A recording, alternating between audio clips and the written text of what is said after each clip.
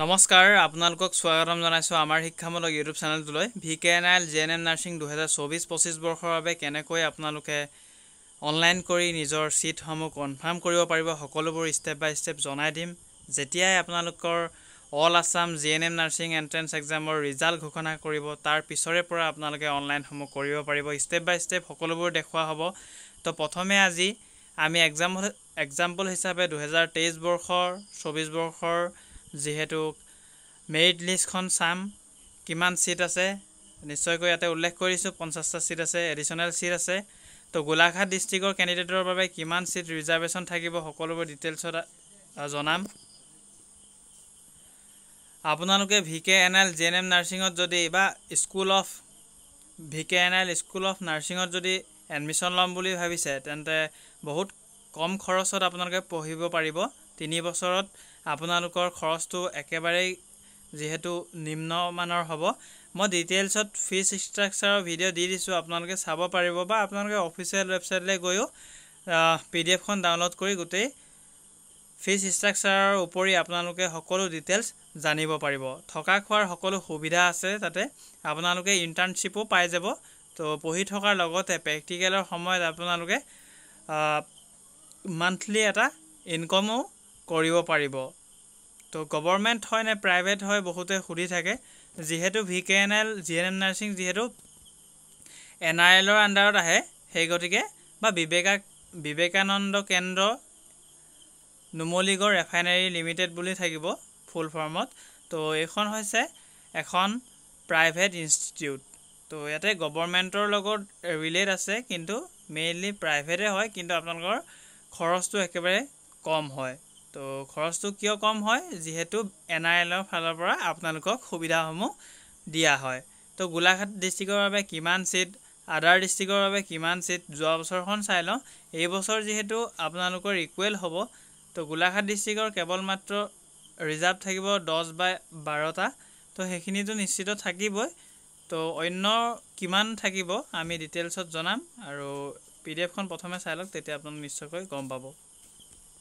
তো এখন কেৱল মাত্ৰ আমি উদাহৰণ হিচাপে 2023 বৰ্ষৰ বা 24 বৰ্ষৰ সেশনটিহে লৈ আহিছো তো VKNIL school of nursing Ponka Grant Numaligarh Golaghat Assam 785699 এই ধৰণে আপোনালোকে পিডিএফ খন ওপেন কৰোতে দেখা পাব ইয়াতে provisional merit list for admission into GNM session 2023-2024 এই ধৰণে লিখা থাকিব যেহেতু এইবাৰ হ'ব 2024 আৰু 25 বৰ্ষৰ সেশনটো তো প্ৰথমে ওপেন ক্যাটেগৰি দিয়া হ'ব আপোনালোকে ইয়াতে চাব পাৰিব গুটেখিনি ওপেন ক্যাটেগৰি ইয়াতে অল ক্যাটেগৰি হ'ব ইউআৰ বুলি নাই ইডব্লিউএছ বুলি নাই এসসি এসটিপি সকলোবোৰ এসটিএস ওবিসি এমওবিসি সকলোবোৰ ইনক্লুড থাকিব তো ওপেন ক্যাটেগৰি যোৱা বছৰ তুলনাত আপোনালোকে নিশ্চয়কৈ 19টা ক্যান্ডিডেট দেখা পাব 19 গৰাকী ক্যান্ডিডেট ওপেন ক্যাটেগৰিত দেখা পাব নিশ্চয়কৈ এবাৰো আপোনালোকে দেখা পাব যোৱা বছৰ ইয়াৰে ক্যান্ডিডেটৰ ভিতৰত বহুত কেইগৰাকী আমাৰ ক্যান্ডিডেটে আমি পঢ়ুৱা ক্যান্ডিডেটে পাইছে তো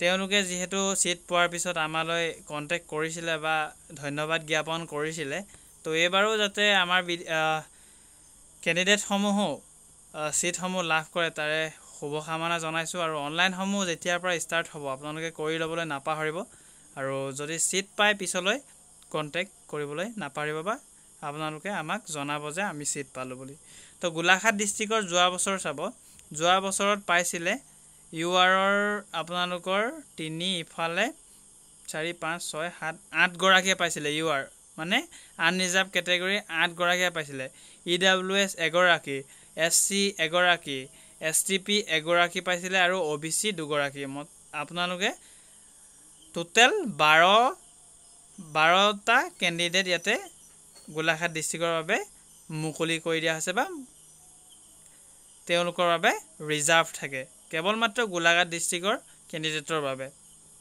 তো এই বছৰ কি কৰে হেতু যেহেতু এতিয়া নোটিস প্ৰকাশ কৰা নাই তো যেতিয়া আপোনালোকৰ মাজলৈ অফিচিয়েল নটিফিকেশন আহিব তেতিয়া আমি আপোনালোকক জনাবলৈ চেষ্টা কৰিম আৰু উইথিন 10 কিলোমিটাৰ ৰেডিয়াস অফ এনআৰএল তো এনআৰএলৰ 10 কিলোমিটাৰৰ ভিতৰত তাৰো ৰিজাৰ্ভ থাকে তো কিমান ৰিজাৰ্ভ আছে চাব ইয়াতে আছে 1 2 3 4 5 6 7 8 9 10 11 12 13 13টা ৰিজাৰ্ভ থাকিব আণ্ডাৰ 10 কিলোমিটাৰ ৰেডিয়াছৰ ভিতৰত NRLৰ। তো ইয়াতো বেছিভাগ আপোনালোকৰ UR কেটেগৰী UW এগৰাকী, SC এগৰাকী, SCP এগৰাকী, ঠিক আগৰ ধৰণেই। আৰু এডিশ্যনেল চিট যোৱা বছৰ ইয়াতে চাব কেইগৰাকী আছিলে, 5 গৰাকী আছিলে। তো এইখন হৈছে যোৱা বছৰ। আৰু ইয়াতে চাব দিব্যাংগ কেটেগৰী গোটেইখিনিকে আপোনালোকক মতা হয়, যিহেতু